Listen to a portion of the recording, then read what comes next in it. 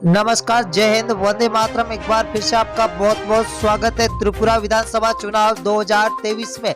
आपको बता दें कि त्रिपुरा के अंदर अब की बार विधानसभा चुनाव 2023 के फरवरी या मार्च महीने में है। तो आपको बता दें कि त्रिपुरा के अंदर 60 सीटों पर माणिक सरकार और बीजेपी के बीच में कड़ी टक्कर अब की बार दिखाई दे रही है। आपको बता दें कि 1991 के बाद में माणिक सरकार ने 4 बार सरकार बनाई थी त्रिपुरा के अंदर, और 2018 में त्रिपुरा के अंदर माणिक सरकार हार गई थी बीजेपी से, और बीजेपी ने अपने पूर्ण बहुमत के साथ 2018 में सरकार बनाई थी।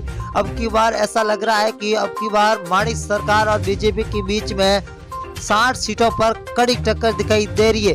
कांग्रेस भी अब की बार अपना भाग्य आजमा रही है त्रिपुरा के अंदर। क्या अब की बार किसकी बनेगी सरकार त्रिपुरा के अंदर? सी वोटर टीम नाउन और फलोदी सट्टा बाजार ने चुनाव से पहले 60 सीटों का महा ओपिनियन पोल जारी किया है।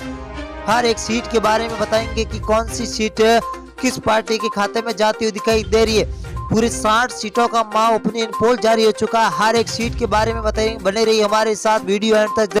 अगर हम त्रिपुरा की बात करें पहले विधानसभा सीट की, तो यहाँ पर धलाई है। धलाई के अंदर 6 सीट है, 6 में से बीजेपी को 2 और सीपीएम को 3। तो यहाँ पर कांग्रेस 1 सीट पर है, तो अन्य को यहाँ पर 0 सीट मिलती हुई दिखाई दे रही है। बहुत ही बड़ा यहाँ पर नुकसान होता हुआ कांग्रेस को दिखाई दे रहा था। यहाँ पर सीपीएम और बीजेपी के बीच में कड़ी टक्कर दिखाई दे रही है। पश्चिमी त्रिपुरा की बात करें तो बीजेपी को 6 और सीपीएम को 7, कांग्रेस को 1। यहाँ पर पश्चिमी त्रिपुरा के अंदर कुल 14 सीटें, बहुत ही बड़ी कड़ी टक्कर है। यहाँ पर सीपीएम 1 सीट के साथ बढ़त बनाती हुई दिखाई दे रही है। अगली हम विधानसभा की बात करें दोस्तों, तो उनाकोटी है। उनाकोटी के अंदर कुल 4 सीट है, बीजेपी को 1, सीपीएम को 2, कांग्रेस को 1।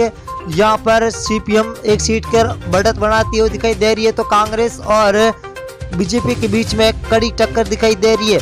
अगर हम अगली विधानसभा की ओर बात करें तो दक्षिणी त्रिपुरा है। दक्षिणी त्रिपुरा के अंदर कुल 7 सीटें, 7 में से बीजेपी को 3, सीपीएम को 4, कांग्रेस यहाँ पर 0 पर है। यहाँ पर कांग्रेस को ज्यादा नुकसान होता हुआ दिखाई दे रहा है। अगली हम विधानसभा की ओर दोस्तों बात करें तो सिपाही जिला है।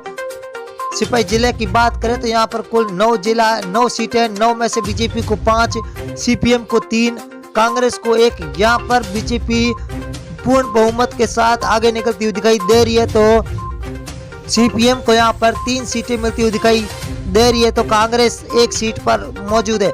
उत्तरी त्रिपुरा की बात करें तो कुल 7 सीटें, 7 में से बीजेपी को 4, सीपीएम को 2, कांग्रेस को यहाँ पर 1 सीट मिलती हुई दिखाई दे रही है। तो अन्य के खाते में 0 सीट मिलती हुई दिखाई दे रही है। यहाँ पर बीजेपी बढ़त बनाती हुई दिखाई दे रही है। तो अगली विधानसभा की बात करें तो खोवाई है। खोवाई के अंदर कुल 6 सीटें, 6 में से बीजेपी को 2, सीपीएम को 3, एनआईसी कांग्रेस 1 सीट पर मौजूद है।